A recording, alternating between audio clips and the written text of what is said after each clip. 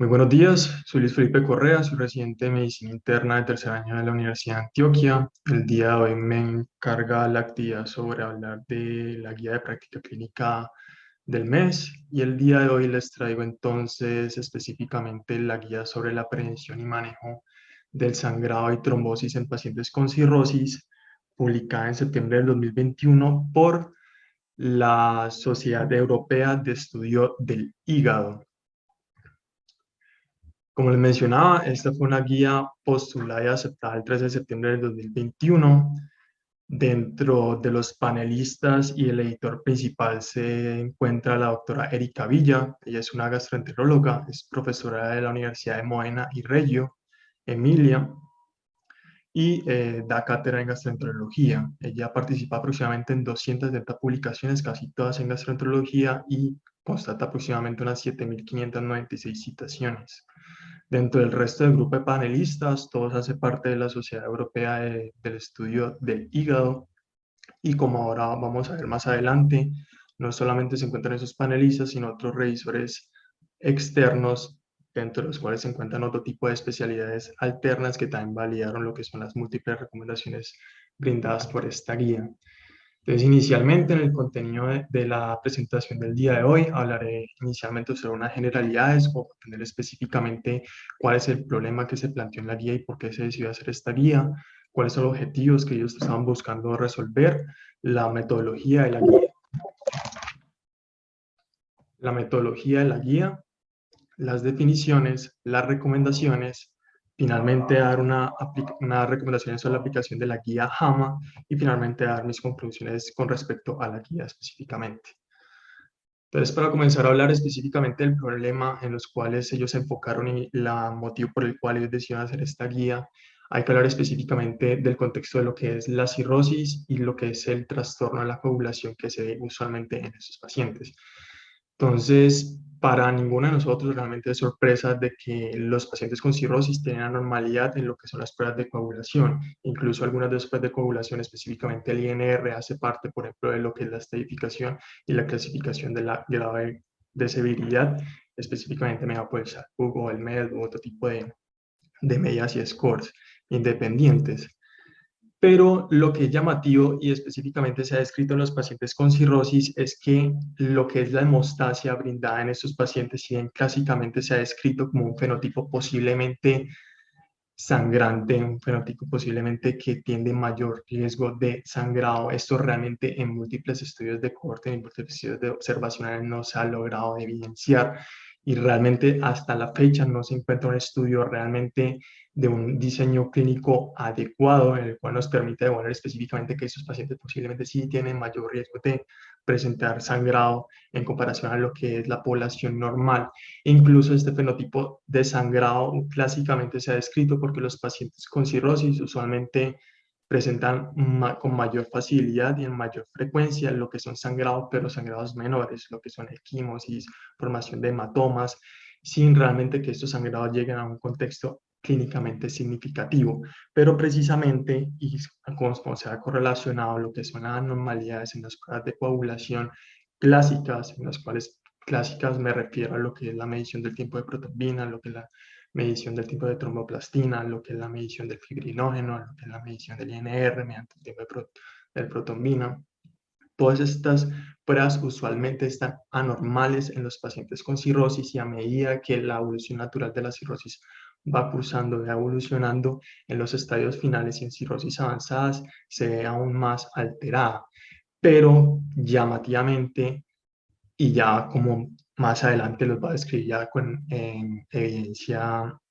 clínica y por estudios, realmente lo que es la correlación entre un mayor riesgo dependiente de esta anormalidad de estos exámenes y que la anormalidad de estos exámenes sea el causal o no de un sangrado o el mayor tendencia de sangrado en estos pacientes, aún no está de todo clara. Y es precisamente entonces en este orden de ideas de que múltiples estudios in vitro se han planteado y se han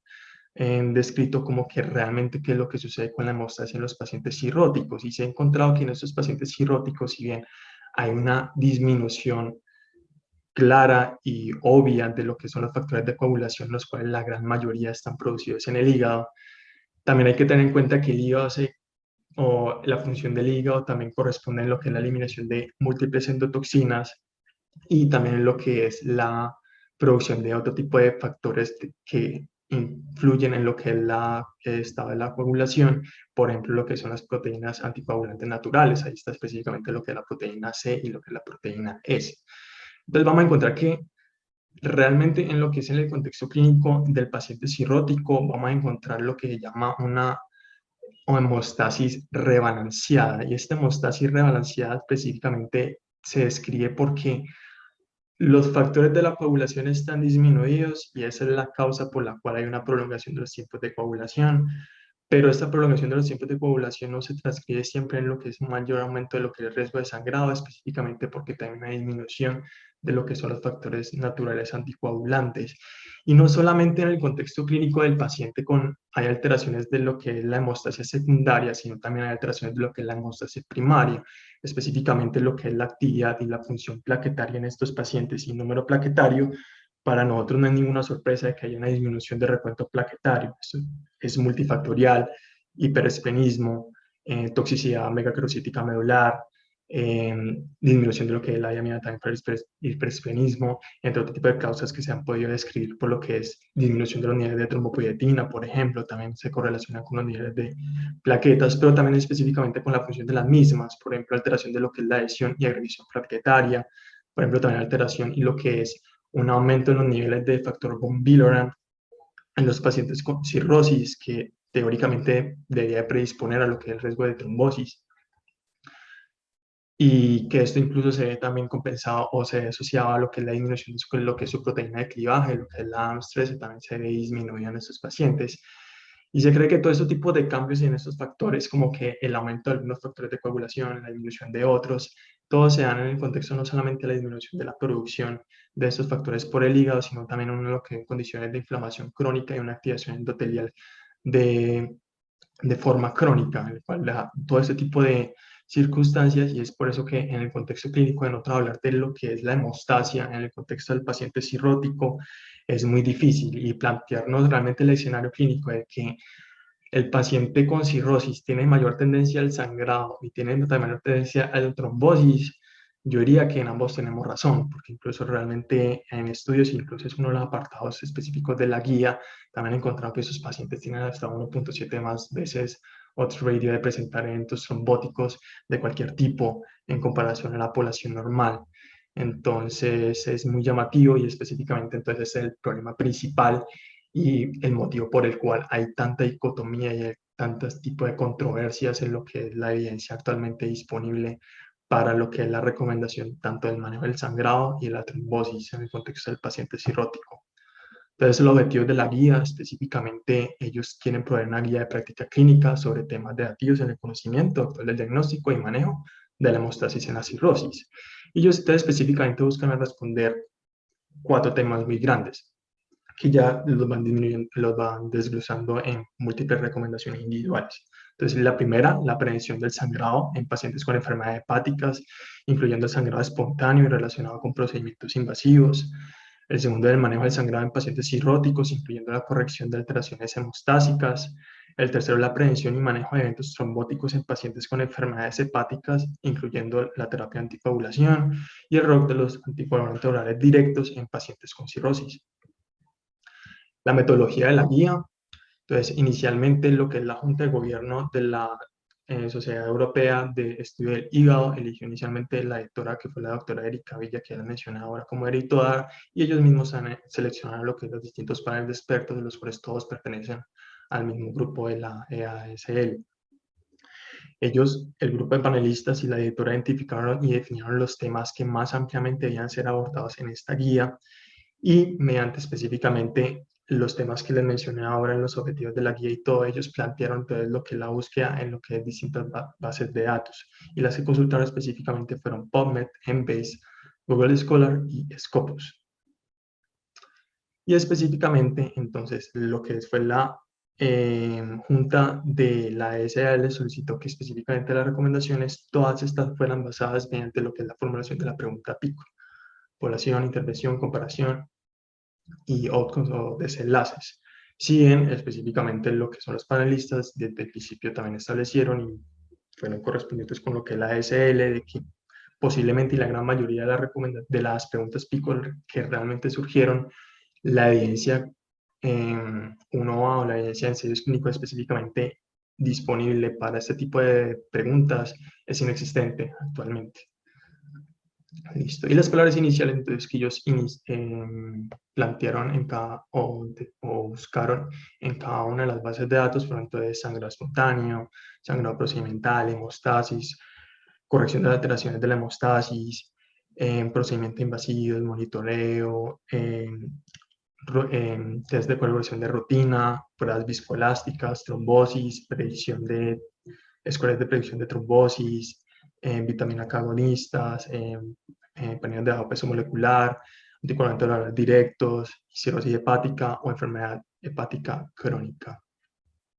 Todas las recomendaciones se discutieron y fueron aprobadas por todas las panelistas. Las preguntas PICO fueron enviadas para una revisión de un panel Delphi, en el cual cada uno daba una aprobación o un rechazo específicamente a las recomendaciones que se han planteado específicamente para cada una de esas preguntas PICO, y este panel está consultado por 34 expertos internacionales en múltiples áreas, específicamente patología, gastroenterología, hematología, anestesiología, medicina interna, cirugía, endoscopia y radiología. Se postularon las respuestas y recomendaciones según lo que encontrarán disponible en la literatura, y la selección de referencias se basó en el diseño de estudio, número de pacientes, publicaciones revisadas por pares de revistas. Para lo que es el grado de recomendación específicamente, cada una de las recomendaciones que postula esta guía, a diferencia pues, de las que clásicamente nosotros conocemos como lo que es el score grade, ellos utilizaron un score diferente, utilizaron lo que es la medicina basada en la evidencia del Centro de Oxford o el OCEBM. Si bien ellos específicamente en lo que es la guía describen que el nivel de evidencia lo certificaban en 5 grados, siendo el primero revisiones sistemáticas de ensayos clínicos aleatorizados, el segundo también incluía RCTs, pero estudios observacionales con resultados dramáticos, revisiones sistemáticas de estudios no RCT. El tercero, estudios de corte no aleatorizados, controlados. El cuarto, series de casos y estudios de casos y controles. Y el quinto es simplemente opinión de expertos. Y según el grado de la recomendación, ellos también escribieron que, previamente mediante mismas recomendaciones de la medicina basada en la evidencia del Centro de Oxford, ellos describieron la recomendación como fuerte o débil. Pero hay que tener en cuenta que realmente cuando uno va a ver o a realmente darse cuenta específicamente de lo que es este tipo de score de recomendaciones, es un poco más profunda lo que ellos realmente describen en lo que es la guía. Incluso a diferencia, por ejemplo, lo que son otros scores de certificación de lo que es la recomendación, la ventaja de este tipo de scores de los que utilizaron de Oxford específicamente es, por ejemplo, que permite una forma más individualizada de evaluar lo que es la calidad de evidencia, porque ellos también describen y subclasifican dependiendo de varios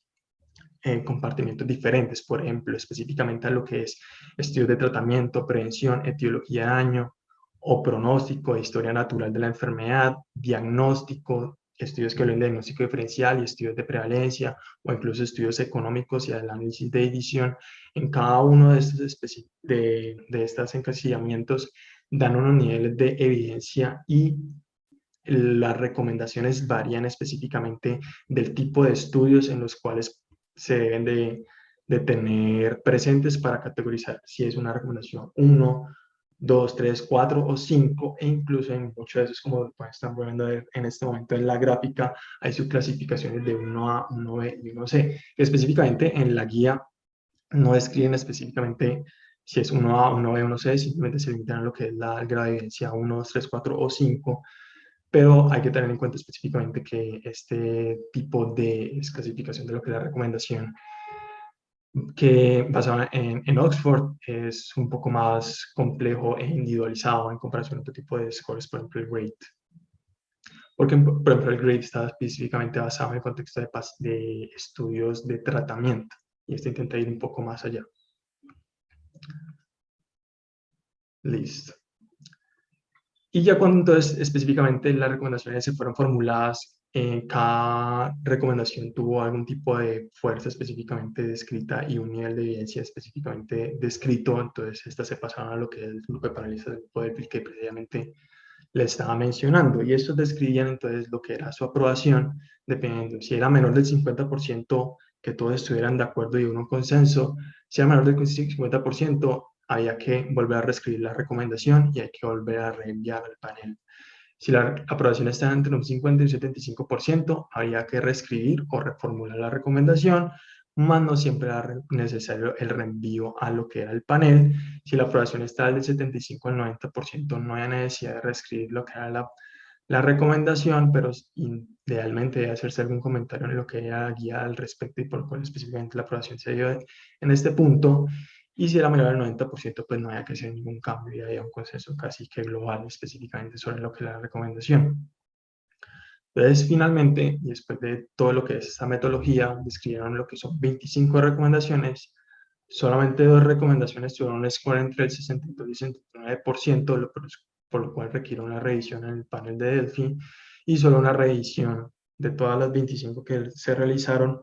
tuvo un nivel de evidencia 1. Antes de empezar entonces a hablar específicamente de las distintas recomendaciones y las que yo escogí para hablar el día de hoy, entonces hay que tener claras unas definiciones, porque específicamente, por ejemplo, para ninguno de nosotros es extraño hablar de lo que es cirrosis descompensada o cirrosis compensada, pero lo que es la guía entra a describir otro tipo de términos específicamente, por ejemplo, lo que es la definición y términos de cirrosis estable y cirrosis inestable. Entonces, lo que es cirrosis inestable y lo que es cirrosis estable específicamente se define no como en el contexto del paciente con inestabilidad hemodinámica o está críticamente enfermo, sino hace referencia específicamente, por ejemplo, en el contexto del paciente con cirrosis descompensada estable, es el contexto clínico del paciente que tuvo una descompensación, ya sea encefalopatía hepática, citis, PV, sangrado gastrointestinal variceal, en el cual ya pasó el episodio agudo y está en episodios sin nuevas descompensaciones y en un estado basal, sin deterioro específicamente de la condición clínica en el tiempo. Por ejemplo, en el contexto del paciente que quedó con ascitis, pero el paciente no ha tenido un aumento exponencial o importante o significativo de la misma en el tiempo. Y específicamente, entonces, contrario, lo que es el término de cirrosis inestable se denomina el contexto clínico del paciente con cirrosis descompensada por definición, que tiende a tener descompensaciones recurrentes en el tiempo. Otro tipo de definiciones que también hay que tener en cuenta y son importantes es específicamente a lo que ellos definieron como era la definición de sangrado mayor y lo que era la definición de sangrado espontáneo. Entonces, específicamente el sangrado espontáneo en cirrosis, ellos lo definieron como cualquier evento hemorrágico no provocado, pero que no se estuviera relacionado con hipertensión portal, úlcera péptica, trauma o lesiones vasculares iatrogénicas. Lo que era la definición de un sangrado mayor, específicamente por la ISHT, ellos describen entonces cualquier tipo de sangrado el cual fuera sangrado fatal, era un sangrado sintopático o en un área o órgano crítico, o era el sangrado causara una disminución mayor de 2 gramos por decilitro de lo que era el nivel de hemoglobina basal. Esas 3 definiciones los que ellos basan para definir lo que era el sangrado mayor. Y finalmente, para definir específicamente lo que ellos definen como que son procedimientos invasivos. Entonces, procedimiento invasivo de bajo riesgo de sangrado era todo el cual el riesgo de sangrado, realmente por estudios observacionales o estudios de población y todo han descrito que el riesgo de sangrado es menor al 1 o igual al 1.5%. Y procedimiento invasivo con alto riesgo de sangrado se define todo procedimiento en el cual el riesgo de sangrado es mayor a 1.5%. Y el riesgo de sangrado posterior a un procedimiento invasivo hay que tener en cuenta, y eso también lo describe en la guía, y ellos son claros específicamente hablando este contexto y más en el contexto clínico de los pacientes con cirróticos, de que muchas veces es muy difícil evaluar lo que es el riesgo de sangrado en el contexto de cualquier tipo de paciente, porque no solamente es inherente específicamente a unos exámenes particulares, a una normalidad en unas pruebas de hemostasia o específicamente al procedimiento invasivo, sino también incluyen lo que es la edad del paciente, el sexo del paciente, lo que son las comorbilidades del paciente y lo que es el estado clínico del paciente. ellos son claros específicamente en definir y en tener en cuenta esto. Entonces, ya específicamente descrito y lo que ellos encontraron en la literatura como procedimientos invasivos de bajo riesgo de sangrado, encontraron que específicamente lo que es la paracentesis, toracocentesis, la ecocardiografía transesofágica, la biopsia hepática percutánea, la biopsia hepática transyugular, la medición de la presión de la porta, y lo que es la ablación de, por ejemplo, hepatocarcinoma percutáneamente también son de bajo riesgo, procedimientos de bajo riesgo de sangrado. Y los de alto riesgo de sangrado son los estudios endoscópicos, la polipectomía endoscópica, la ligadura de varices endoscópicas y lo que es la extracción dentaria. Y lo que es la CEPRE también, específicamente. Pues ya es de las distintas recomendaciones que específicamente elaboraron entonces en esta guía, en total son 25. Yo escogí específicamente hablar 3 de ellas, porque no me da el tiempo para hablar de todas las mismas. Y las que escogí específicamente fueron pues porque son condiciones clínicas que nosotros usualmente como internistas vemos relativamente frecuente en nuestra práctica clínica diaria, aunque realmente cuando no es la mayoría de recomendaciones que hicieron en la guía, casi todas son clínicamente muy relevantes. Entonces, entre las que ya se evaluaron, entonces, por ejemplo, lo que es corregir o no la normalidad en los laboratorios de hemostasia con productos sanguíneos o concentrado de factores para prevenir el sangrado espontáneo en pacientes con cirrosis. Las que subrayo son las que escogí específicamente para hablar ahora. La utilidad de las pruebas de hemostasis o viscoelásticas para predecir el sangrado con pacientes con cirrosis que vayan a ser sometidos a procedimientos invasivos de bajo o alto riesgo de sangrado. La indicación o no la toma de estudios de hemostasia en pacientes con cirrosis que también van a ser sometidos a procedimientos invasivos. La corrección o no del INR con plasma fresco o helado en pacientes con cirrosis que van a ser sometidos a procedimientos invasivos, la necesidad o no de utilizar complejos protombónicos pre procedimiento invasivo, la necesidad o no de corrección del recuento plaquetario mediante transfusión o el uso de agonistas del receptor de trombopoietina previo a procedimientos invasivos en pacientes cirróticos, la corrección o no de la deficiencia adquirida del fibrinógeno con la administración de concentrados o precipitados previo a procedimientos invasivos, la corrección o no de la anemia, también previo a procedimientos invasivos, el uso de ácido tranexámico para disminuir lo que es el sangrado o el riesgo de sangrado previo también a lo que son procedimientos invasivos, la corrección o no de anormalidades de laboratorios de hemostasia en pacientes que serán sometidos específicamente al ligamento profiláctico de bandas por bandas de varices esofágicas,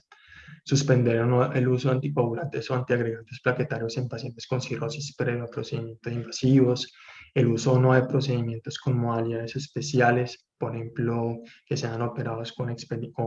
operadores con mayor experiencia o que sean bajo guía de estudios de inmunología especiales en pacientes cirróticos, el monitoreo. Y estos pacientes deberían de ser monitoreados más frecuentemente en comparación a la población normal. El contexto de pacientes con cirrosis y sangrado variceal, el cual es refractario al uso, por ejemplo, en lo que son vasoactivos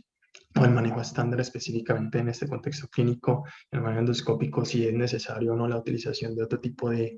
o la corrección de lo que son las normalidades de hemostasis y si esto ayuda o no a lo que es la normalización o lo que es el control del sangrado. El paciente cirrótico sangrado por hipertensión, pero no por hipertensión portal, pero no variceal, por ejemplo, que es la gastropatía hipertensiva, si la corrección de las normalidades hipertensivas es necesario o no. En pacientes con sangrados, en pacientes cirróticos con sangrados que no son secundarios a hipertensión portal o no, si es necesario si es necesario no específicamente corregir lo que son las alteraciones hemostásicas. En pacientes cirróticos con sangrado activo,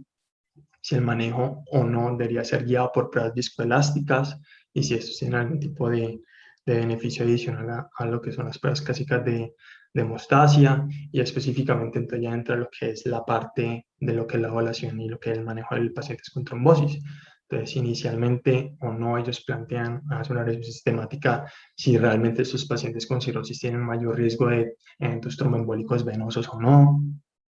si realmente los scores que usualmente se utilizan en la práctica clínica en población normal también son aplicables o no en el contexto de pacientes cirróticos, si lo que son las pruebas viscoelásticas tienen algún tipo de papel para predecir lo que es mayor riesgo trombótico en estos pacientes, si está indicado o no la tromboprofilaxis normalmente,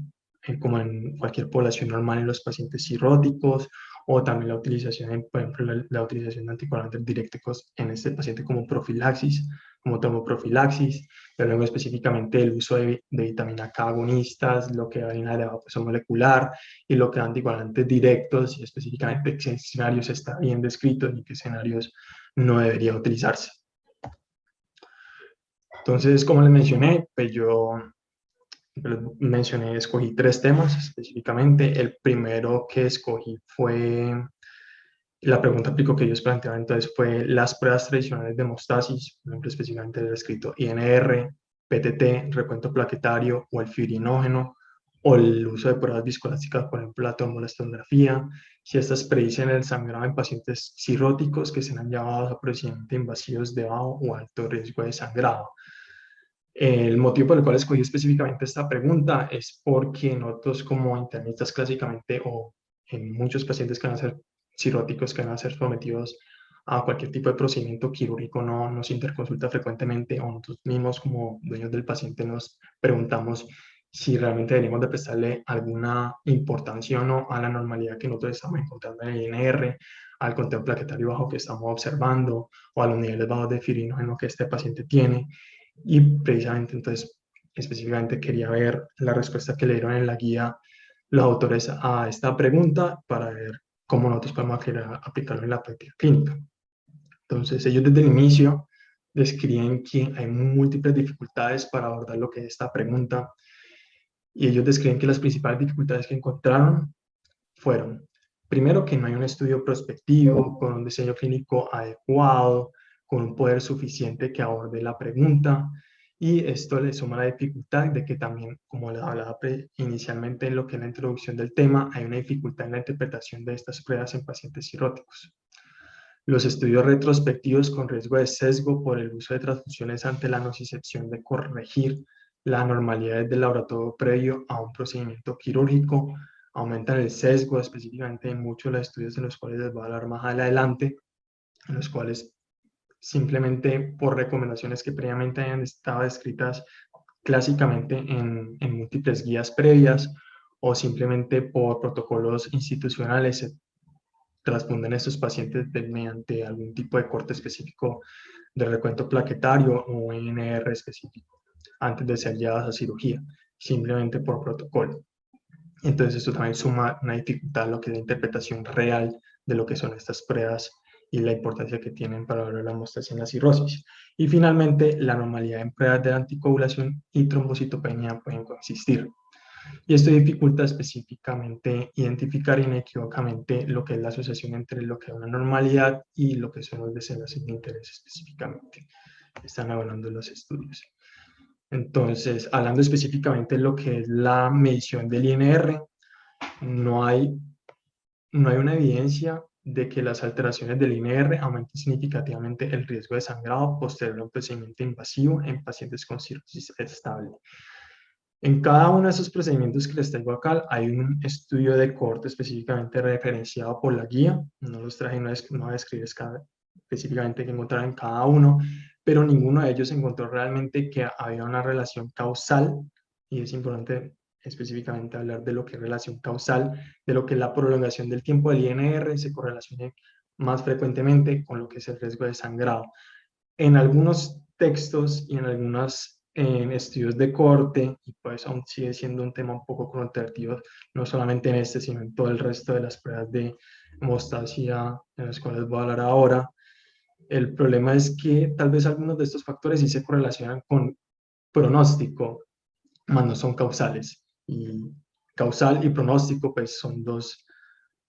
definiciones, dos términos diferentes, pero algunos sí pueden ser incluso pronósticos, específicamente ahora cuando hablemos de lo que es el recuento plaquetario y lo que son los niveles de fibrinógeno. Pero el INR realmente no se correlaciona con un mayor riesgo de sangrado. Entonces, los que son procedimientos en los cuales ya clínicamente se ha evidenciado que no hay mayor riesgo de sangrado, independientemente de los niveles del INR, son extracción dental, toracocentesis, paracentesis, incisión de catéteres venosos centrales, biopsia hepática, ya sea percutánea o transyugular, ablación percutánea de hepatocarcinoma celular, ligación endoscópica en banda, profiláctica de varices esofágicas y polipectomía endoscópica. Ellos describen finalmente, y después de mencionar cada uno de los estudios de cohorte o estudios retrospectivos o prospectivos, algunos eran prospectivos específicamente para evaluar lo que es el riesgo de sangrar en cada una de estas intervenciones específicas, finalmente describen entonces lo que es la evaluación y específicamente lo que es la existencia de este metaanálisis. Este metaanálisis escrito por el doctor Alexander Kowalik incluye estudios de cohorte no aleatorizados realizados en adultos cirróticos que fueron sometidos a algún tipo de procedimiento invasivo, múltiples procedimientos invasivos, y que al menos ellos proveyeran información clínica sobre los parámetros del laboratorio en cada uno de estos procedimientos invasivos. Finalmente, lo que encontraron y lo que incluyeron fueron 29 estudios. Ellos hicieron una descripción juiciosa entre lo que era el riesgo de sesgo en cada uno de ellos y finalmente lo que se tradujo en la calidad del estudio, y encontraron que en casi todos los estudios de cohorte, tanto retrospectivos como prospectivos que ellos encontraron, había un riesgo moderado de sesgo por desviaciones en las intervenciones deseadas. En todos también había un riesgo moderado de sesgo por datos perdidos. En todos había un riesgo también moderado de sesgo en la medición en lo que era desenlaces, y había un riesgo moderado a grave en lo que era el sesgo de selección de pacientes. Finalmente, para concluir, realmente que la gran mayoría de estos, la evidencia o la calidad de estos estudios específicamente era de moderada a baja. Y eso es tener un punto a consideración para la interpretación específicamente de los resultados que ellos obtuvieron de este metaanálisis. Entonces, ellos hicieron varios tipos de estratificaciones. Una de las limitaciones y las principales dificultades que ellos tuvieron a lo que era en resumir los resultados es la distinta forma en lo que los autores de los distintos estudios se evaluaron lo que era el desenlace y lo que era la definición de coagulopatía. Entonces, muchos autores incluyeron, por ejemplo, lo que era simplemente valores dicotómicos de NNR, por ejemplo, a partir del valor de 1.8 por encima ya definida coagulopatía. Otros lo medían mediante rangos entre intercuantiles, otros lo medían simplemente como variables continuas. Entonces, realmente lo que es la unificación de cada una de este tipo de variables, que si bien hacen parte del mismo estudio, se interpretan de forma distinta en cada uno de los distintos tipos de estudio, fue una de las limitaciones principales para lo que es la interpretación de estos resultados. Finalmente, y lo que ellos concluyeron, que en el total de pacientes con eventos de sangrado, en el contexto de pacientes cirróticos que fueron llevados a procedimientos invasivos, el odds ratio que favorecía que el INR tuviera algún tipo de papel importante en predecir lo que era el riesgo de sangrado fue estadísticamente no significativo, con un odds ratio de 1.52 y un intervalo de confianza de 0.99 a 2.33. Uno ve este odds ratio y dice, bueno, si realmente atravesó la unidad, pero 0.99, casi que estadísticamente significativo y parece ser que sí tuviera algún tipo de correlación. Pero adicionalmente la limitación de la medición del INR y la forma en que lo expresaron en cada uno de los estudios, hay otro tipo de limitaciones adicionales que dificultan lo que es la conclusión definitiva de este metaanálisis, y es que, por ejemplo, lo que mencionaba ahora, la gran mayoría de estos estudios fueron de baja calidad y poder insuficiente para predecir lo que es el riesgo de sangrado. Hay muchos de estos estudios que realmente los eventos de sangrado que presentaron estas cohortes, por ejemplo, cohortes de 60, 70 pacientes, presentaron un episodio de sangrado, y realmente sacar algún tipo de conclusión específicamente de ese episodio único de sangrado, pero realmente no se puede. Y adicionalmente que incluyeron muchos procedimientos invasivos, no solamente los de alto riesgo de sangrado, sino también los de bajo riesgo de sangrado. Entonces también como que hacer una conclusión específicamente de si el INR o no es específicamente, y es importante en el contexto de predecir el sangrado en pacientes cirróticos con este metaanálisis. No, ellos finalmente entonces, pues ahora como vamos a ver, entonces incluyen que la medición del INR para predecir el riesgo de sangrado no es necesario en pacientes cirróticos que vayan a ser sometidos a un procedimiento invasivo, y no aparte de brindarnos como una información basal del paciente, nos brindará mayor información. El otro tipo, entonces, la otra medición de la prueba de hemostasia importante que nosotros frecuentemente solicitamos, entonces, es la medición de recuento plaquetario. Para concluir, realmente lo que es la trombocitopenia, independientemente con distintos de corte que han sido evaluados y que han múltiples estudios de cortes que han descrito que el corte de 50.000, corte de 20.000, corte de 100.000, realmente ninguno de los cortes ha consistentemente demostrado un aumento del riesgo de sangrado en pacientes cirróticos. Y específicamente en los estudios que ellos encontraron en la revisión sistemática, en los cuales hay evidencia disponible sobre este tema, encontraron que los pacientes sometidos a paracentesis, toracocentesis, extracción dentaria, inserción de catéter venoso central o medición del gradiente de presión hepática, ligadura de varices esofágicas, polipectomía endoscópica o biopsia hepática transyugular o vía laparoscópica, no se encontró que la trombocitopenia tuviera un tipo de papel importante en predecir el riesgo de sangrado. Específicamente, entonces, hay de lo que ellos describen en la revisión sistemática, algunos pequeños estudios de cohorte, yo les traigo específicamente dos, en los cuales para traer como a colación la dicotomía que encontraron en cada uno o que encuentran usualmente en los estudios de cohorte que revisa. Por ejemplo, Kundamadam en el 2020 describió un estudio prospectivo de cohorte de pacientes cirróticos que fueron sometidos a estudios o tratamientos endoscópicos y se realizó un registro del sangrado en 30 días y una evaluación de la mortalidad en 30 días. Entonces, ellos incluyeron 1.324 procedimientos que se realizaron específicamente en 857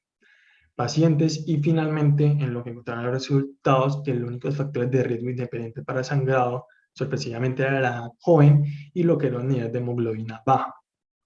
con una media plaquetaria específicamente entre 98.600 plaquetas más o menos 59.900 plaquetas. Lo de la hemoglobina baja, y como vieron también uno de los apartados específicamente de la guía de las recomendaciones que incluye o intenta evaluar si esos pacientes requerirían o no transfusión de unidad de glóbulos rojos para lo que es la corrección de la anemia, es porque la anemia también se ha asociado como un factor de riesgo independiente para lo que es el riesgo de sangrado. Y entonces se ha postulado que tal vez estos pacientes se beneficiarían o no. Si bien específicamente, y esto lo adelanto porque no profundice específicamente en esta recomendación puntual, la recomendación de transfusión es solamente por debajo de 7 gramos por decilitro, pero si está indicada obviamente lo que es la corrección de la anemia y de las causas secundarias de anemia e intentar llevar al paciente a niveles normales de hemoglobina. Y esto fisiopatológicamente y plausiblemente se ha descrito porque normalmente lo que es la cantidad de glóbulos rojos en la sangre permiten lo que es el aumento del cizallamiento y lo que es la adición plaquetaria a las células endoteliales, precisamente porque al flujo sanguíneo en el centro a lo que son los glóbulos rojos y lo que son las plaquetas se extienden a lo que son las paredes del vaso sanguíneo. Entonces, como simplemente un dato adicional. Y lo que encontró entonces Kuman, específicamente en este estudio de cohortes, que también la mortalidad asociada al sangrado era un 29%. Pero hallazgos totalmente distintos se encontraron específicamente, por ejemplo, Hosin, que en una cohorte retrospectiva de un estudio del 2020 en pacientes cirróticos que fueron llevados a polipectomía endoscópica, ellos encontraron que el riesgo de sangrado fue mayor en el contexto de pacientes con cirrosis avanzada, específicamente Child-Pugh B o Child-Pugh C, en comparación a Child-Pugh A, un riesgo de sangrado de 17.5 versus 6.3%. Y ellos encontraban que específicamente sus pacientes cuando tenían un recuento plaquetario menor a 50.000, sí era un riesgo independiente de sangrado. Ya activamente con una media plaquetaria mucho mayor en comparación al estudio de cohorte, con una media de 204.900 plaquetas, más o menos 57.100 plaquetas. Y ya lo que son descripciones de estudios y revisiones sistemáticas, específicamente una revisión narrativa en la cual atrajeron la conclusión de lo que es el recuadro gris que están viendo a mi mano derecha, es que el resultado de estudios de cohorte continúa siendo controvertido y en ocasiones continúa siendo contradictorio. De momento, realmente no hay evidencia que sugiera que recuentos plaquetarios menores a 50.000, independiente de lo que ya ha aislado Josim, pero en conjunto con el resto de estudios de cohorte descritos en la revisión sistemática que se encontraron, no se asocian a un mayor riesgo de sangrado. Entonces, específicamente lo que es la evaluación y el recuento plaquetario de forma sistemática de pacientes que van a ser sometidos a un procedimiento invasivo, no debería realizarse. Y ahí precisamente entonces ya va a entrar a valorar lo que es la siguiente recomendación que también voy a buscar, que es si esos pacientes se beneficiarían o no de lo que es la transfusión plaquetaria y si se debe realizar o no. Específicamente para valorar lo que es el fibrinógeno, entonces, por ejemplo, lo que es Yanni et al. En el 2018 escribió un estudio prospectivo, incluyó 109 pacientes cirróticos con trombocitopenia, que fueron referidos a una unidad de endoscopia para realizar ligaduras de bases esofágicas. Ellos encontraron que el INR y las plaquetas, como valores continuas o dicotómicas, no fueron variables predictoras de sangrado específicamente, pero los pacientes que sangraron, que apenas fueron 6 de 60, tuvieron unos niveles significativamente menores de fibrinógeno.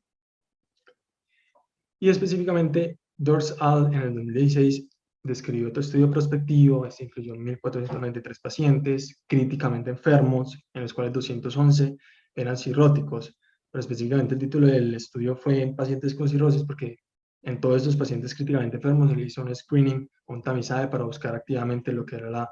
el diagnóstico de cirrosis. Pero encontraron que en un estudio de análisis multivariable, recuento plaquetario mayor a 30.000, menor a 30.000, perdón, aquí me equivoqué, un fibrinógeno menor a 60 miligramos por decilitro y un tiempo prolongado de tromboplastina mayor a 100 segundos fueron factores de riesgo independiente más fuertes para presentar sangrado mayor. Entonces, específicamente, lo que es el fibrinógeno aún también sigue siendo un tema controversial. Algunos autores postulan que valores por debajo de 120 miligramos por decilitro aumentan exponencialmente lo que es el riesgo de sangrado en estos pacientes. Otros estipulan específicamente 60, como en este tipo de estudios. Es difícil evaluar si el riesgo de sangrado, y cuando uno entra a ver cada uno de los estudios de cohorte, encuentra que todos estos sangrados, episodios de sangrado, casi todos fueron provocados. Provocados hago relación o hago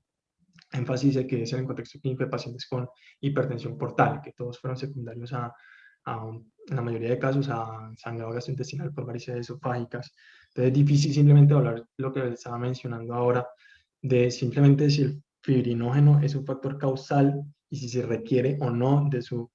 lo que es la transfusión con crioprecipitados para lo que es la corrección y llegar a niveles normales de fibrinógeno y si eso tiene algún tipo de repercusión en lo que es el riesgo de sangrado en los pacientes cirróticos o si simplemente es un factor pronóstico que posiblemente,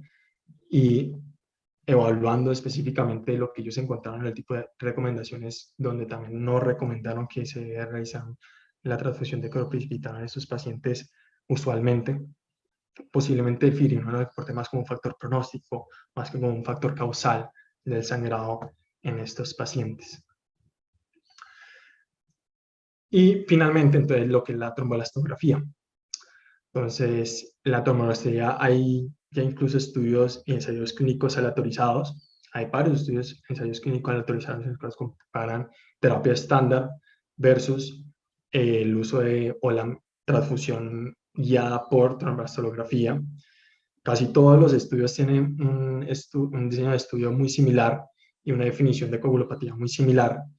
Entonces, específicamente, aquí les traigo a colación un metaanálisis. El problema de este metaanálisis es que si bien aquí abajo solamente les traigo a colación lo que son los ensayos clínicos aleatorizados, ellos también incluyeron lo que fueron en sus análisis, ensayos clínicos no aleatorizados, o sea, realmente estudios de cohorte, estudios prospectivos, y sería un pero en lo que es específicamente en lo que es la interpretación de este metaanálisis. Ellos realmente lo que encontraron es que la realización de entrenos viscoelásticas disminuye lo que es la transfusión, claramente. O sea, lo que es el volumen transfusional disminuye considerablemente. Pero que esto realmente repercuta o no en lo que es el riesgo de sangrado en los pacientes y que esto realmente disminuya o tenga un impacto en la mortalidad no se ha encontrado. Entonces, lo que es la recomendación específicamente final, estos son otros dos ensayos clínicos, otros dos estudios de cortes que realmente finalmente concluyen casi lo mismo, pero lo que ellos finalmente en el estatuto concluyen son el INR y el PTT no predicen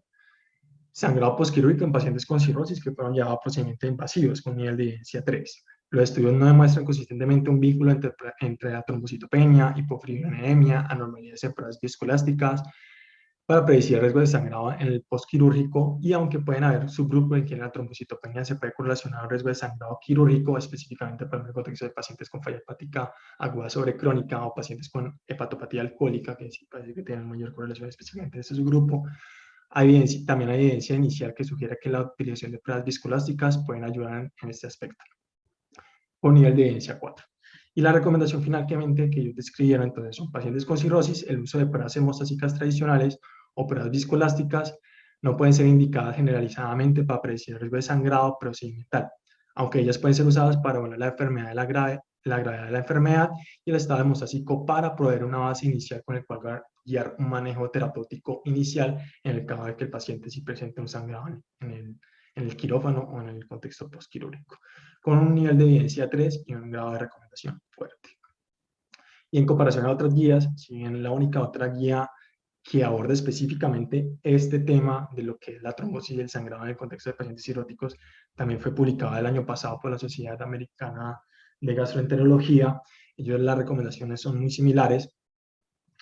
pero previamente también se han descrito pues, recomendaciones similares en otro tipo de guías, por ejemplo, en el contexto de pacientes. En la misma guía de la Sociedad Europea de Estudio del Hígado de la Descompensación de la Cirrosis también hace un apartado específicamente en lo que es el sangrado variceal, específicamente en lo que es la medición de estas pruebas, o en otros tipos de guías de anestesiología y todo para lo que es el manejo del contexto clínico de pacientes con sangrado mayor y todo. Ellos también hacen unos tipos de colaciones ahí específicas. El otro pregunta que les traía a colación es si específicamente esos pacientes con trombocitopenia se requerían o no una transfusión plaquetaria o la utilización de agonistas de receptores de tocopoietina, y si esto tenía algún tipo de factor o disminuía lo que era el riesgo de sangrado. Entonces, la recomendación, y hay muchas guías que aún guías que plantean el corte de 50.000 y hay muchos protocolos que se basan en esto para lo que es la transfusión plaquetaria. Entonces, cualquier paciente que haya ser cirrótico, que haya ser sometido a un procedimiento invasivo con un recuento plaquetario en muchas instituciones y en muchas guías se plantea lo que es la transfusión plaquetaria para lograr un nivel mayor a 50.000. El problema es que cuando uno, o sea, la ESL fueron a revisar específicamente dónde se basan esas recomendaciones, son estudios in vitro, en donde encontramos que específicamente a partir de un punto de corte de 56.000 plaquetas, lo que eran estudios y lo que es la medición del tiempo de trombina se tendría a normalizar en estos pacientes, pero realmente estudios in vivo, estudios poblacionales de corte que hayan o que evalúen efectivamente que punto de corte de 50.000 plaquetas es el punto de corte en el cual nosotros tenemos que definir la transfusión plaquetaria en los pacientes cirróticos, no existe, no existe hasta el momento. Entonces, por ejemplo, les traigo un estudio evaluado de Tripodi del 2012, es un estudio prospectivo de 26 pacientes cirróticos, específicamente que evalúa esto, trombocitopénicos, que se llevado la en varicidad endoscópica profiláctica. A esos pacientes se le hizo una transfusión plaquetaria en una unidad, y esto incrementó levemente lo que era el recuento plaquetario. De 39.000 pasó aproximadamente a 52.000,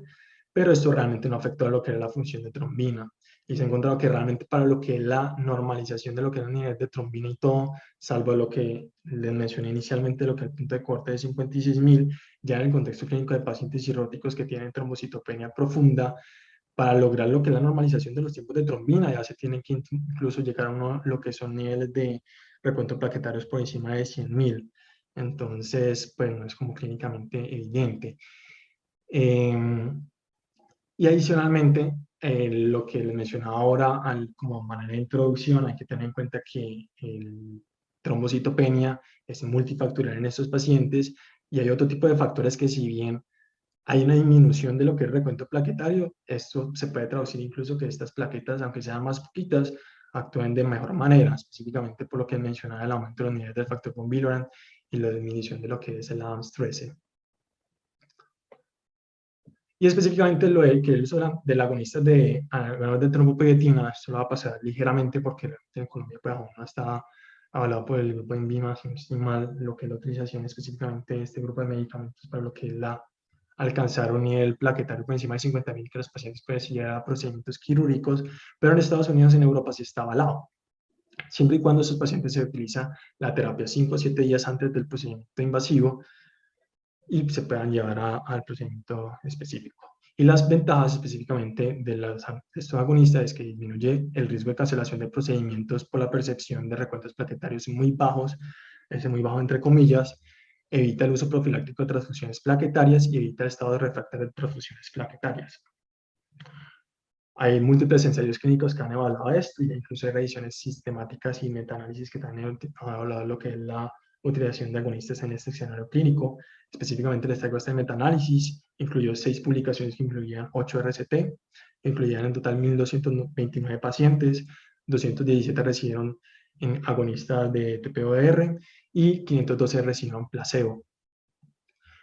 El uso de estos agonistas se asoció a lo que es un mayor recuento plaquetario, lo que es una normalización de un 72.1% versus 15% en comparación al placebo, una disminución de lo que es la necesidad de transfusión plaquetaria preprocedimental 22.5 y un 67.8%, y ellos describieron que hay una disminución de lo que era sangrado preprocedimental, un 11.6 y un 15.6%. El problema es que incluyó sangrados menores, sangrados clínicamente no significativos. Entonces, específicamente en este contexto clínico es difícil hacer un tipo de apreciación. Finalmente, el estatuto de la guía, ellos describen que pacientes con cirrosis, llevados a procedimientos invasivos, no hay estudios que específicamente evalúen si la difusión de plaquetas o el uso de agonistas de los receptores de troponetina disminuyen el sangrado clínicamente relevante con un nivel de evidencia 1. Y las recomendaciones que han entonces son, en pacientes con cirrosis llevados a procedimientos invasivos, la infusión de plaquetas o uso de agonistas no se recomienda cuando el recuento plaquetario es mayor a 50.000 o cuando el sangrado puede ser localmente tratado. Nivel de evidencia 3-4, una recomendación fuerte. En pacientes llevados a procedimientos de alto riesgo en quienes no se puede lograr una hemostasia local y el recuento plaquetario está entre 20 y 50.000, la infusión de plaquetas o uso de agonistas no debe ser utilizado rutinariamente, pero puede ser considerado en algunos casos. Nivel de evidencia 3-4, recomendación fuerte. Y en pacientes llevados a procedimientos de alto riesgo,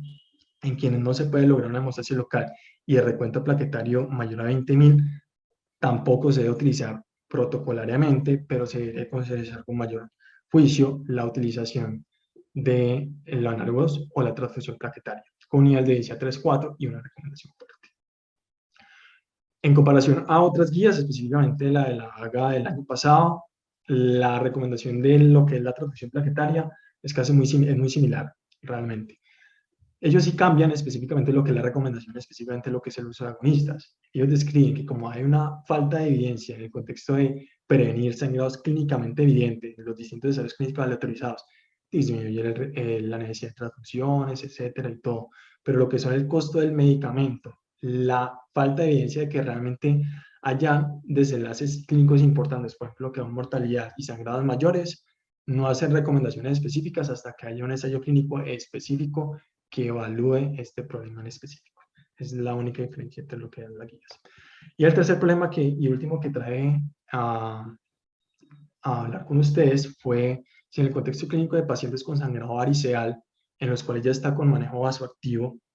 en los cuales ya han sido sometidos con tratamiento endoscópico, pero continúa sangrando, si estaba o no indicada la corrección de alteraciones hemostásicas para frenar el sangrado. Entonces, como manera de introducción, ellos describen que el sangrado variceal, solamente el sangrado variceal se asocia con una mortalidad de 6 semanas relativamente alta en pacientes cirróticos del 15 al 20%. Y el manejo estándar, entonces, usualmente constando los vasoactivos, antibióticos para evitar PV y ligadura endoscópica. Roth, en el 2020, describió un ensayo clínico aleatorizado en 60 pacientes cirróticos con coagulopatía grave, descrita como plaquetas menores de 50.000 y una NR mayor a 1.8 y sangrado variceal agudo. Entonces ellos plantearon la transfusión guiada por TEC o transfusión convencional, ya sea plaquetas o no. El desenlace primario fue la diferencia en la cantidad de hemocomponentes utilizados, fue entre 13.3 y 100%. El resangrado fue similar a los 5 días. La mortalidad de 6 semanas fue también relativamente similar y fue no significativa, entre un 13.3 y un 26.7%. Por lo que y específicamente, si no nos menciona otro tipo de revisiones sistemáticas o otro estudio de corte, ellos en conjunto a la descripción y múltiples estudios de corte que previamente en toda la guía han descrito, describen que la utilización y la transfusión de hemoderivados en el contexto clínico de estos pacientes aún la evidencia es baja, pero no debería utilizarse rutinariamente. La otra evaluación es la corrección de otro tipo de anomalías en los tipos de coagulación, específicamente, por ejemplo, intentar corregir lo que es el INR. Entonces, por ejemplo, Bernstein en el 2017 realizó un metaanálisis que incluyó 2 ensayos clínicos autorizados que evaluaron la utilización del factor recombinante 7A en un desenlace compuesto de 5 días que evaluaba el fallo del control del sangrado, el resangrado o la muerte, e incluyó 497 pacientes cirróticos con sangrado variceal, 62%, en el cual tenían sangrado variceal activo durante el procedimiento endoscópico. En análisis de la intención por tratar, no hubo diferencia significativa en lo que era el desenlace, un 19 versus un 15% con un resfriado del 0.37 que cruzaba lo que era la unidad, y en pacientes con sangrado activo durante la endoscopia, el desenlace de presión 17 versus 26%, siendo la diferencia tal vez más significativa en el contexto de pacientes clínicos que cirróticos con Charput A, en Charput mayor a 8 puntos, perdón. Pero a los 42 días, realmente el seguimiento de estos pacientes no hubo una diferencia estadísticamente significativa en lo que era el riesgo de desarrollo de sangrado o lo que era la mortalidad. Y adicionalmente, no específicamente en este estudio, sino en otros estudios también han encontrado que la utilización del factor recombinante 7A asociado potencialmente a una mayor tasa de eventos trombóticos arteriales. Y la utilización de otro tipo de medidas para intentar evitar lo que es el control de sangrado, está por ejemplo lo que es la utilización de agentes antifibrinolyticos, específicamente por ejemplo lo que es ácido tranexámico. Y previamente, por ejemplo, específicamente en este estudio en HALT-IT, que es un estudio grande, un ensayo clínico autorizado multicéntrico, doble ciego, placebo control, del 2020, publicado en el 2020, de pacientes con sangrado gastrointestinal, en el cual aproximadamente el 50% de esos pacientes tenían una sospecha de sangrado variceal, y en los cuales clínicamente el clínico tuviera alguna duda porque el paciente ya estaba clínicamente en choque o el paciente estaba, por ejemplo, en hipertensión, hipotenso, el paciente estaba taquicárdico, tenía la duda si iniciar o no el ácido tranexámico. Esos fueron los criterios de inclusión del estudio. Ellos lo que valoraron específicamente comparando entre los dos grupos. En el grupo de tratamiento incluyeron iniciaron lo que es el ácido tranexámico 1 gramo, seguido por una infusión de ácido tranexámico por las siguientes 24 horas, y en el grupo control era simplemente placebo. Y el desenlace primario fue mortalidad a los 5 días por sangrado. Como lo mencionaba ahora, aproximadamente un 50%, 45-50% de los pacientes tenían una sospecha de sangrado variceal. Realmente dentro de las causas de mortalidad mediadas por sangrado al final de lo que se presentó en el estudio, representando específicamente a un 5.5% de la población, específicamente pacientes que tenían sangrado variceal, que fueron 160 casos que recibieron ácido tranexámico y 165 casos que no recibieron ácido tranexámico. No hubo una diferencia significativa entre una y la otra. Entonces, no solamente en el contexto de pacientes cirróticos, sino en el contexto de pacientes en general, el estudio finalmente concluyó de que no era necesario realmente lo que era la utilización del ácido tranexámico, y no se recomienda lo que utiliza el ácido tranexámico para el control de sangrado gastrointestinal. Entonces, las recomendaciones que ellos hacen son: en pacientes con cirrosis sangrado activo variceal, sí se logró la hemostasia con medicamentos que disminuyen la hipertensión portal y tratamiento endoscópico. La corrección de anormalidades hemostásicas no está indicada, con un nivel de evidencia 3 y una recomendación fuerte. Y en el caso de fallo de control del sangrado, la decisión de corregir la hemostasia debe ser considerada caso por caso. Un nivel de evidencia 2, una recomendación fuerte. Y en pacientes con cirrosis y sangrado activo variceal, el ácido tranexámico no debería ser utilizado, con un nivel de evidencia 2 y una recomendación fuerte. Ya para lo que es la interpretación de la calidad de la guía mediante lo que es la guía JAMA, se la va a pasar rápidamente. En la primera pregunta, si es la recomendación clara y aplicable, ¿son los pacientes, intervenciones y alternativas de recomendaciones claras? Realmente no tanto, porque el problema es que, como la evidencia en muchas de las recomendaciones relativamente era baja, como pueden ver en la guía, muchas de las recomendaciones se incluyen según el caso y individual en caso, entonces realmente no hacen como a colación específicamente a casos específicos, y a uno como lector y a uno como médico tratante le queda aún la duda como que listo, ellos hablan específicamente de evaluarlo según el caso, pero específicamente a qué casos se están refiriendo. Y ahí entonces uno tiene que hablar con lo que uno sabe, con lo que uno ha leído, y individualizar caso a caso con lo que uno conoce, más no lo que le especifica la guía. Entonces realmente no son muy claros y muy concisos específicamente en ese estatuto. Y si es clara la fuerza de la recomendación, la puse que tampoco era totalmente válida porque durante toda la guía apenas hay como 3 o 4 recomendaciones que son débilmente, uno tiene una fuerza de recomendación débil. El problema es que parece que los autores utilizaban lo que son las palabras recomendación, se sugiere, se debe, parece que la utilizaban como de forma intercambiable, como que realmente no hay una especificación. Por ejemplo, en el contexto de algunas recomendaciones que son débiles o fuertes, utiliza la palabra se recomienda o no se recomienda, entonces a uno realmente tampoco le queda con totalmente claridad a qué hacer específicamente referencia o de dónde sacar específicamente esto. Si se emplean rigurosos métodos de revisión sistemática para encontrar la evidencia disponible, si no es como la guía clásica donde uno encuentra en que encontramos tanta cantidad de estudios y esta tanta cantidad de estudios, tal y tal estudio tenía tal y tal en grado de certeza, en grado de sesgo, grado de calidad de la evidencia. Si es claramente que hicieron un estudio, pues una revisión sistemática muy profunda en cada uno específicamente de las recomendaciones que evaluaron. El panel de la guía considera todos los desenlaces importantes para los pacientes. Sí, o sea, realmente casi todas las recomendaciones, yo diría que todas son clínicamente importantes para nosotros como clínicos. En el momento de hablar de un paciente con trombosis o sangrado, clínicamente importante y relevante plantearnos esa pregunta de cada una de las recomendaciones dadas por la guía. Y si el panel realizó un juicio apropiado en la interpretación de la evidencia y la decisión para la formulación de las recomendaciones. Es decir, el panel consideró la magnitud y el efecto en la importancia relativa de los desenlaces, realmente sí lo hizo. Si consideró todos los factores relevantes para la formación de las recomendaciones, ellos no hacen especificamientos sobre lo que son mediciones económicas, de costos, de disponibilidad de medicamentos, ¿no? Ellos dicen, el medicamento está disponible, utilícelo, si no, pues realmente no hace una especificación puntual sobre eso. La fuerza de recomendación, pues relativamente sí apropiada, y el panelito tener conflictos de interés que influenciará a sus juicios, incluso pues lo que es el dato suplementario del artículo, casi todos son basados pues específicamente escribiendo cómo intentaron evitar lo que son conflictos de interés para el desarrollo de la guía. Y finalmente, si hay una diferencia importante en lo que son los pacientes cirúrgicos evaluados en lo que, si bien no incluyeron, pues, por ejemplo, bases de datos latinoamericanas o habla hispana, realmente pero uno cree que lo que es el comportamiento clínico de la cirrosis no varía mucho entre lo que son distintas poblaciones, tal vez lo que son la etiología tiende a hablar un poco porcentualmente de cada una de las poblaciones, pero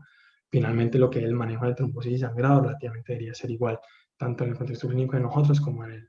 contexto clínico de los europeos o de los americanos.